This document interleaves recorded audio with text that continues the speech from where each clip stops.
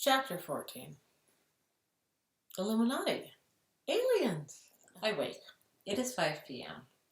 I do the master cleanse, saltwater purge. I want the cleanse, shitting my guts out. I drink a jar of warm salt water. Wait. Text my friends. Finally, a few liquid shits. I text back and forth with Lish about dating. She texts, only you know if you can keep riding the Bobby around. 12:30 texts with Marins begin with hi and with coming over. It is April 15th, 2015. As I am making tea at 1 a.m., Marin and River arrive. They look like rock royalty, both slender with long hair and glitter everywhere. River in black, Marin in go-go shorts and tights under a translucent gray coat, blue smears around her eyes. I am so happy to see them. Friends. They were at a show, getting snacks in K-Town, now coming over to smoke weed and chill with me.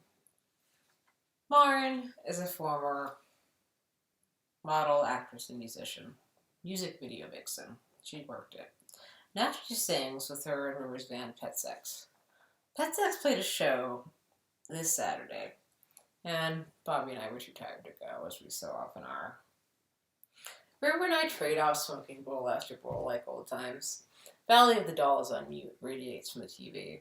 We gossip about Bobby and a college ex-boyfriend of mine who they were friends with until very recently. I am effervescent, excited to have late-night visitors after the loneliness of writing. I tell Marin and River how Bobby said his 5-year plan was to marry me and buy a house together. They approve. River thinks we should live together before we get married. He cleans out my pipe with a paperclip and incense. Marin and River light up my night like stars, and then they are gone. Goodbye, darling. Marin kisses me at the downstairs gate. It is 3 a.m. I consider writing more. Decide to sleep. I wake from a morass of sticky memories. I'm drenched with sweat under the bathrobe, wet under my breasts. The heat is still on from the pre-dawn chill. I get up, shower, put on the same Misfits leggings and wife beater from last night. In my email is an acceptance from Entropy for my Apocalypse Lemon Pie piece. The email begins, "This is so dope. I love it." I am delighted. I email back a bio and author pick. I text Bobby, Dretta, and Lish about it. The warm glow of publication persists all day. It's been a while. I update my submission record and website. I drive to Trader Joe's in Silver Lake with glasses on and iPhone GPS, as always when I drive. I buy dates, curry chicken salad, almond butter, blood orange soda, frozen polenta and gnocchi in bags, blackberries, Persian cucumbers, many delicious things.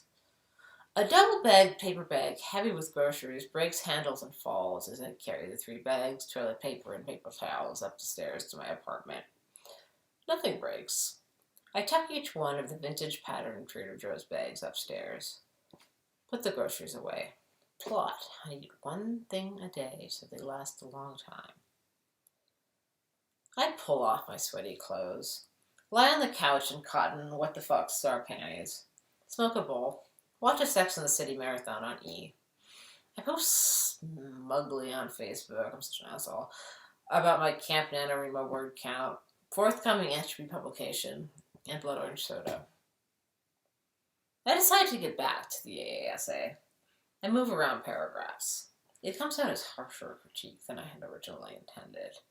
Yet, I realize it's exactly how I feel. It feels good to snub my nose at the AA establishment that prohibits speaking out publicly against AA fucking cult. I pick my face. Watch eddies of plot swirl around the page. Facial treatments. I take off my robe. Go into the bathroom. In front of the sink, I apply Avasanti, brighten up, enzymatic face rejuvenator.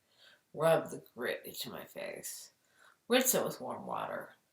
Apply DDF acne control treatment. A coat of coconut oil.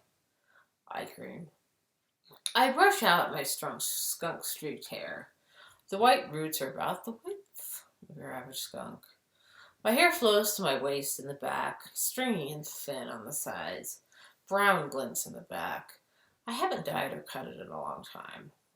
My hair extensions have fallen out and fused. I'm willing to wait for it. I want super long, gray, hippie hair. I'm growing it out. I brush it lovingly. I watched the H2 show, Life After People, a segment on the perfect echo chamber beneath the Capitol Records building that I have driven past a million times in LA on the 101. I drink a cup of ginger tea. 2 p.m. I have tired of morbid grotesqueries. I turn on Rent on Netflix to be comforted by singing Bohemia. Edit this novel to page 80. 50,000 words is winning National Long Writing Month, but 100,000 words is a novel. I look at the trending hashtags on Twitter. In response, I tweet, hashtag. My reality TV show would be called Rock Up, hashtag MFA, and would involve whiskey, writing workshops, sexual hijinks, and delusions of grandeur. I hope my old MFA colleagues see this and laugh. Some of them follow me on Twitter. Some of them don't. Oh well, it was a long time ago. I see on Facebook that my cousin just had a son. 3rd child. I've only met his oldest. We've drifted since he was raised with us in high school. I am suddenly weary and cramped up. I drink coconut water, get up to do a yoga flow, cycle through sun salutations, listen to ancient aliens talk about the waters, make a cup of lukewarm, grainy coffee. I hear the neighbors next door strumming on their guitar. Ancient Aliens talks about surveillance cameras and microphones and laptops and phones that could be remotely activated. Extraterrestrial watchers watching us all in league with world leaders. Hi!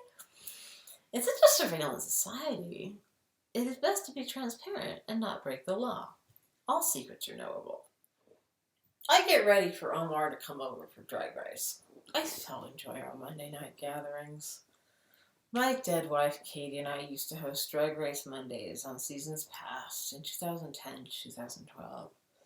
We made elaborate hors d'oeuvres, drinks, fondue, had many friends over. Now that Katie is dead and all those friends are gone, I just have Omar over. I serve him almonds, chili mangoes, and seltzer. I sit inside, isolated, ensconced in my apartment vortex, typing to the ether of the cloud. On the television, gorgeous, rail-thin, pale drag queens whirl in deep V gowns. It's almost 7 p.m. I sit at white dishes of dates, 2 flavors of almonds, and chili mangoes. I crack the smear in my red lipstick. Sip jasmine green tea. The cat looks out the window to the fading light. I finish first draft editing of Hollywood Hedgewitch. Save and close. It's 8 p.m. Omar's supposed to be here. I texted him some Drag Race gifts half an hour ago. He'll come when he comes. He lives close by in Silver Lake. Omar arrives around 8:40. We watch the end of Snatch Game. Gulp almonds. Smoke a bowl together. Watch transfixed as the Conjoined Twin challenge airs. I so wish my wife Kitty could be here to see this, I say. She wrote a short story about conjoined twins. She loved conjoined twins. Pearl and Trixie in matching white and gold gowns conjoined at the hip. Awkward and precocious like the twins in Katie's short story. I step into the bathroom during a commercial break.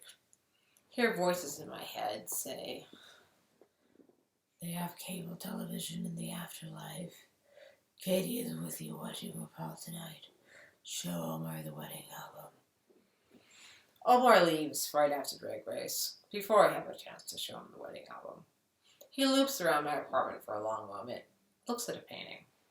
I gesture at a painting in the hall, say, "I painted that at Las Encinas inpatient for an arts and crafts time. Saved the construction paper as it was on and put it on a canvas. It was the first abstract painting I'd ever done, so I thought it was worth saving. Then I could say I maybe did the psych ward." "Awesome," Omar says. He swoops out the door. I step after him to lock him out the bottom gate. A homeless man sits drinking a tall boy in the bottom stairwell. As soon as he sees us, he gets up, begins packing his bag. Sorry, I was just trying to get a drink, the man says. He seems to be clothed entirely in suit and rips. A similarly smudged duffel bag comes out the gate with him. It's okay, says Omar. I hear my neighbor come home. Battle his keys. Clear his throat. Close his apartment door.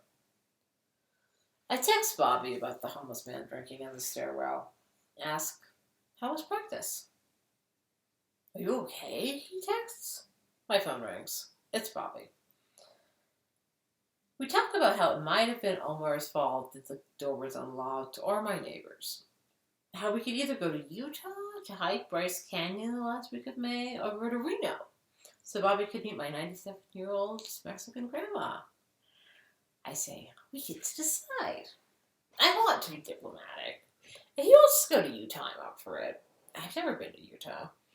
It would be more romantic getaway than a meet the family kind of type thing, with his higher pressure and less fun. I could go either way. I'm just excited that he wants to go on a road trip together. Wherever we go, it sounds fun. Text Bobby, let's go to Utah instead of Reno. It'll be more chill, romantic getaway. We can go to Reno some other time, like a holiday, and get the full frontal family experience. It's not going anywhere. I feel like I've made the right choice.